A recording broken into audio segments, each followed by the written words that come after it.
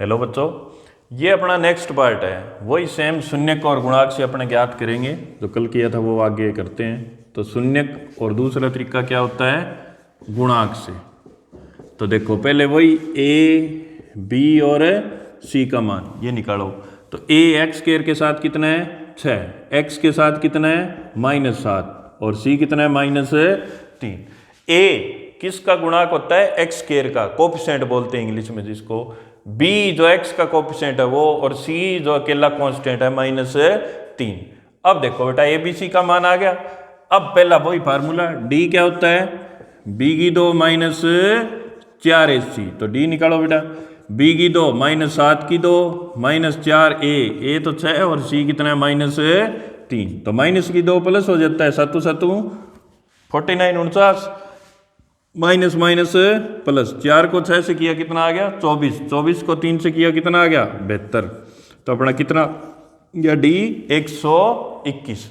अब द्विघाती सूत्र लगा दीजिए, क्या बोला जाता है इसको, द्विघाती सूत्र। तो देखो बेटा -b जमा घटा वर्गमूल d बटा में क्या करते हैं 2a। तो -b का मान कितना है, यहाँ से देख लीजिए -7 जमा घटा वर्गमूल d कितना है 121 बटा 2a कितना है अपना 6। क्या किया देखिए, -b तो b कितना है -7 जमा घटा वर्गमूल d कितना है 121 बटा 2a, 2 गुणा में a कितना है 6। तो देखिए माइनस माइनस क्या हो गया +7, 121 किसका वर्गमूल होता है 11 का, और बटा में 6 दूनी 12। तो एक बारी जोड़ देंगे एक बारी घटा देंगे, 7 और 11 कितने हो गया 18/12। दूसरा 7 में से 11 गए तो -4/12। तो देखो 6 3 18, 6 दूनी 12, 4 एकम 4, 4 3 12। तो अपना कितना आया 3/2 और -1/3। ये क्या आ गया अपने शून्यक, दो मान आ गए, एक 3/2 और एक -1/3। अब आपको मैंने पहले बताया था योगफल और दूसरा गुणनफल, इनका गुणा करना है। तो जोड़ दीजिए और घटा दीजिए, जोड़ो 3/2 में -1/3 और गुणा करो 3/2 में -1/3। तो देखो बेटा जोड़ेंगे, लघुत्तम 3 दूनी 6, इसको करो 3 तिया 9 में से 2 गया कितना आ गया 7/6। गुणा करो 3 से 3 कट गया तो क्या आ गया -1/2। ये इनके मान आ गए। अब गुणांक से कैसे करेंगे आपको बताया था, योगफल का फार्मूला क्या होता है और गुणनफल का क्या होता है, गुणा का बोल सकते हो -b/a और इसका c/a। तो -b का मान क्या है -7 और a का मान कितना है 6। तो माइनस माइनस प्लस हो गया 7/6 आ गया अपना योग। गुणनफल c है -3 और बटा a 6, 3 एकम 3, 3 दूनी 6, कितना आ गया -1/। तो देखो योग यहाँ भी 7/6, वहाँ भी 7/6, यहाँ गुणनफल 1/2 माइनस का वहाँ भी 1/2। तो दोनों सिमिलर ही आएंगे, क्योंकि जब हम सही तरीके से इसको करेंगे तो वेरीफाई तो दोनों होंगे ही होंगे। तो ये बड़े सवाल थे द्विघाती सूत्र से।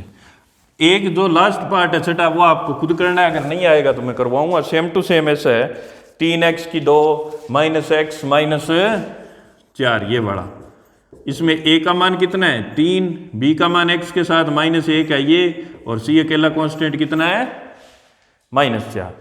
अब जो दो छोटे सवाल है वो बता देता हूं आपको।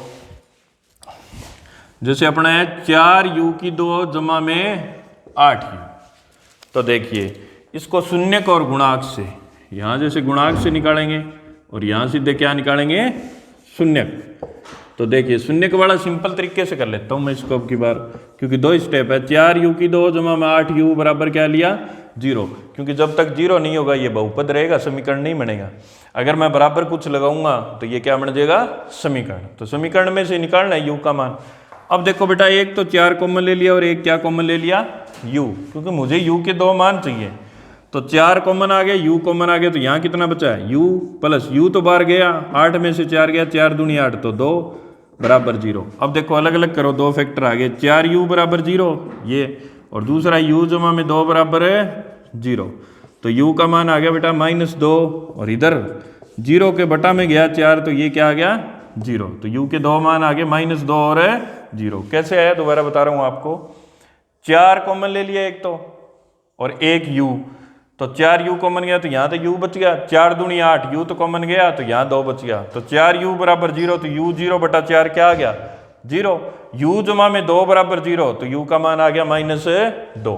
अब इनका योग कर दो और गुणनफल गुणा कर दीजिए, जोड़ो बेटा दोनों को, 0 में -2 जोड़ो तो कितना आ गया -2, गुणा करो 0 को -2 से तो कितना आ गया 0। अब वहां से करते हैं गुणांक से, यहां पड़े को ABC निकालना पड़ेगा, 4u की 2 जमा में 8u, जो स्केयर वाले के साथ हो u की 2 के साथ वो a 4, जो u के साथ हो वो 8, कांस्टेंट देखो बेटा है ही नहीं यहाँ अचर पर u के बिना, तो वो कितना होगा 0, जो है ही नहीं वो तो 0 ही होगा, आपको पता ही है ऑटोमेटिक। अब देखो फार्मूला योग का क्या होता है -b बटा a और गुणनफल का c बटा a, गुणनफल का देखो -b तो 8 है और a 4 है, 4 दूनी 8, तो माइनस का कितना आ गया 2, c तो 0 है और a 4 है, 0 के बटा में कुछ हो वो क्या होता है 0, तो देखिए -2 0 और वो भी -2 0, सेम टू सेम आगे बढ़ा। ये देखिए कैसे होगा, t की 2 माइनस में कितना दे रखा है 15, इसको करना है, तो देखिए सेम टू सेम वही चीज,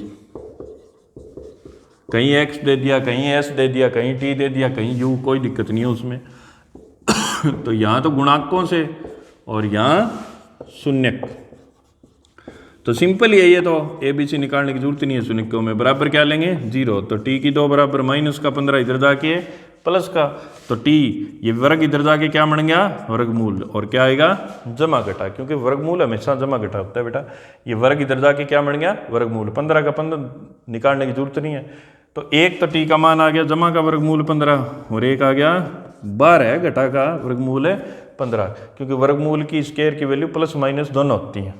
अब देखो एक बार तो इनका योगफल जोड़ और एक बार क्या करना है आपको गुणनफल, मतलब क्या करना है गुणा, योगफल कीजिए वर्गमूल 15 में माइनस वर्गमूल 15, तो ये तो खत्म हो गया 0 आ गया प्लस माइनस, गुणा कीजिए वर्गमूल 15 को माइनस वर्गमूल 15 से, तो ये माइनस तो है ही, वर्गमूल 15 कितना बन गया 15, ये गुणनफल और ये योगफल। अब यहाँ गुणांकों से निकालिए, ABC निकालना पड़ेगा, यहाँ तो a जो स्केयर वाले के साथ हो तो कितना है 1, t वाला पद यहाँ है ही नहीं तो b कितना हो गया 0 और अकेला कांस्टेंट कितना है -15, तो देखो बेटा योगफल और दूसरा क्या है गुणनफल, तो योगफल का फार्मूला होता है -b बटा a और गुणनफल का c बटा a, तो -b तो 0 है बटा a 1 है, 0 के बटा में कुछ ही हो माइनस प्लस कुछ भी 0 हो जाता है, c बटा a c -15 और a 1 है तो ये आ गया -15। तो ये पहले के पार्ट हो गए, सभी 6 के 6 पार्ट करने हैं आपको, जिसमें क्या निकालना है आपको शून्यक और गुणांक दोनों तरीकों से निकालना है, एक तो डायरेक्ट ये फार्मूले से होगा और यहाँ निकालना है, तो पहले 5 पार्ट करा दिए, छठा आपको खुद करना है। आज के लिए इतना ही, कल अपने भाग विधि करेंगे, तो थैंक यू।